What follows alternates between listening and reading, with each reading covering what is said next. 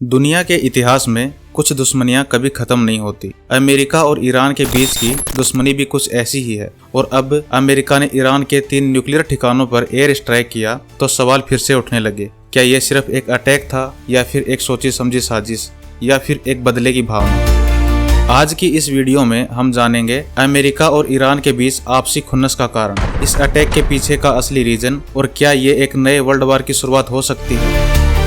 इस दुश्मनी का बीज सन 1953 में बोया गया, जब अमेरिका ने ईरान के प्रधानमंत्री मोहम्मद मोसद्देक को हटाकर शाह मोहम्मद रजा पहलवी को वापस सत्ता में बिठाया। इसकी शुरुआत कुछ ऐसे हुई। मोहम्मद मोसद्देक 1951 में ईरान के प्रधानमंत्री बने, जो एक राष्ट्रवादी नेता थे। उन्होंने ईरान की सबसे बड़ी संपत्ति क्रूड ऑयल को विदेशी कंपनियों से वापस लाने की मुहिम छेड़ी। इसके लिए उन्होंने AIOC Anglo Iranian oil companies को नेशनलाइज कर दिया। ये कंपनियां उस वक्त ब्रिटेन के अंडर में हुआ करती थी। इससे ब्रिटेन को बहुत बड़ा झटका लगा और उसका मुनाफा खत्म हो गया। ब्रिटेन को अब ईरान के तेल से पैसा मिलना बंद हो गया था, इसलिए वो चाहते थे कि AIOC वापस नियंत्रण में आए। और दूसरी साइड अमेरिका को यह डर था कि मोसद्देक की ये समाजवादी नीतियां रूस समर्थक हो सकती हैं, इसलिए उन्हें डर था कि ईरान कहीं सोवियत यूनियन की तरफ न झुक जाए।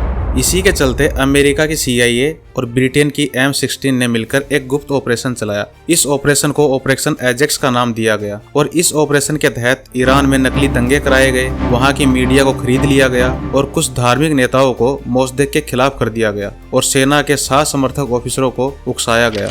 फिर अगस्त 1953 में एक बड़ा तख्तापलट हुआ, जिसमें मोसद्देक को गिरफ्तार कर लिया गया और उनकी जगह शाह मोहम्मद रजा पहलवी, जो पहले देश छोड़कर भाग चुका था, उसे वापस लाया गया और ईरान की पूरी सत्ता उसके हाथ में सौंप दी गई, जिससे ईरान एक तानाशाही शासन के अंडर में चला गया। इसी के चलते ईरानी जनता में अमेरिका और ब्रिटेन के प्रति गहरी नाराजगी पैदा हो गई और तानाशाही शासन से परेशान ईरानी जनता ने 1979 की इस्लामिक क्रांति की नींव पड़ी, जिसमें शाह को गद्दी से हटाया गया और आयतुल्लाह खोमेनी को सत्ता में लाया गया, जिससे ईरान एक बार फिर इस्लामिक गणराज्य बन गया। इस इस्लामिक क्रांति में ईरान ने US एम्बेसी के 52 डिप्लोमेट्स को 444 दिनों तक बंदी बनाकर रखा था और तभी से अमेरिका और ईरान एक दूसरे के खिलाफ ही रहे हैं।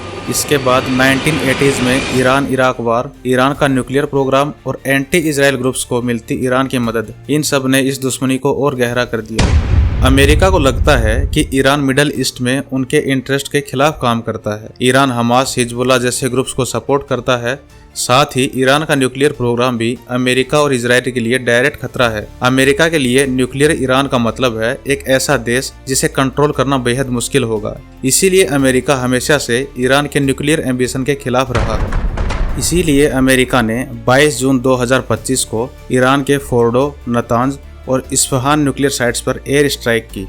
ट्रंप एडमिनिस्ट्रेशन का कहना है कि ईरान ने रेड लाइन क्रॉस की थी, पर क्या यह सच में सिर्फ सिक्योरिटी का मामला था या पुरानी रंजिश का बदला? जबकि कुछ एक्सपर्ट्स कहते हैं कि यह ट्रंप का एक लेगेसी मूव था, एक स्ट्रॉन्ग अमेरिका की इमेज दिखाने के लिए। और इस अटैक का प्लान काफी सीक्रेटिव था। B-2 बॉम्बर से बंकर बस्टेड बॉम्ब्स गिराए गए, साथ ही सबमरीन से भी मिसाइल्स लॉन्च की गई, जिसके टारगेट थे ईरान के सबसे प्रोटेक्टेड न्यूक्लियर साइट्स।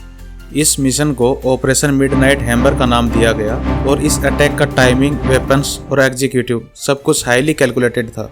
ईरान को टारगेट करने का मेन रीजन ये भी है कि अपने पिछले कार्यकाल के दौरान ट्रंप ने 2015 के ईरान न्यूक्लियर डील से US को अलग कर दिया था। तभी से उनका स्टैंस ईरान के खिलाफ था। इलेक्शन के टाइम भी उन्होंने कहा था कि ईरान को न्यूक्लियर वेपन नहीं मिलने दिया जाएगा, इसलिए ये अटैक उनके लिए एक पॉलिटिकल प्लस पॉइंट भी हो सकता है। और ऑपरेशन के बाद ट्रंप ने ईरान में सत्ता परिवर्तन को लेकर एक बड़ा बयान भी दिया है, जिसमें उन्होंने खामनेई को सत्ता से बाहर करने की धमकी भी दी है। अब सोचने वाली बात यह है कि क्या यह वर्ल्ड वार 3 की शुरुआत हो सकती है। अगर मीडिया की माने तो मीडिया में पत्थर फेंकने को भी बॉम्ब ब्लास्ट बताकर सच में गोलियां चलवा दी जाती हैं। इसलिए मीडिया को सिर्फ अपनी TRP से मतलब रहता है। इसके लिए उन्हें चाहे कितने भी झूठ बोलने पड़े, वो पीछे नहीं हटते। इसीलिए मीडिया में कुछ लोगों द्वारा इस अटैक को हिरोशिमा नागासाकी से कंपेयर भी किया जा रहा है। लेकिन सच ये है कि आज के दिन एक वर्ल्ड वार होना बहुत बड़ी बात है और अमेरिका जैसी सुपर पावर कभी डायरेक्टली युद्ध में इन्वॉल्व नहीं होती, क्योंकि उन्हें अपनी सुपर पावर खोने का डर हमेशा बना रहता है। मिडल ईस्ट में अमेरिका के कई मिलिट्री बेसेज हैं। इन्हीं जगहों से मिसाइल्स लॉन्च किए गए। ये स्ट्रेटेजिक लोकेशन अमेरिका को ईरान के अगेंस्ट टैक्टिकल एडवांटेज देती हैं। इजराइल ने ओपनली इस अटैक को सपोर्ट किया। उनका कहना है कि ईरान का न्यूक्लियर प्रोग्राम उनकी सुरक्षा के लिए खतरा है। उनके लिए ये एक डिप्लोमेटिक विक्ट्री है।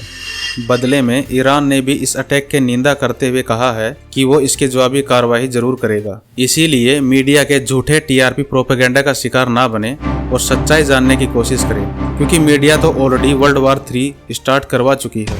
इस वक्त डिप्लोमेसी ही एकमात्र रास्ता है जिससे इस आग को बुझाया जा सकता है। क्या अमेरिका का ये कदम सच में एक ग्लोबल पीस था या एक पॉलिटिकल स्टंट? ये तो आने वाला समय ही बताएगा। आपका क्या मानना है? क्या ये अटैक जस्टिफाइड था और क्या ईरान बदले में रिटेलिएट करेगा? कमेंट में अपनी राय जरूर दें और वीडियो इन्फॉर्मेटिव लगा हो तो लाइक करें और चैनल को सब्सक्राइब करना ना भूलें। धन्यवाद।